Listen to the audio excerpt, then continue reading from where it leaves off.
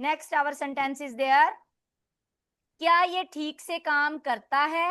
Does اب computer کی does بات it کر رہا ہے. Very good. کمپیوٹر کی سمجھ لو. کمپیوٹر نہیں بولیں گے ایسے, اس کو بےجان چیز ہے تو کیا بولیں گے؟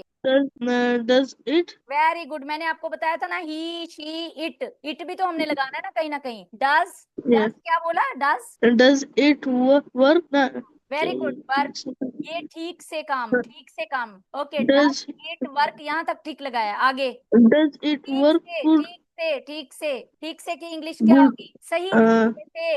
great بیٹھو, صحیح good طریقے سے بیٹھو. میں نے آپ کو سینٹینس بتایا. properly properly. Excellent. does it ٹھیک ہے. Does it does it work properly.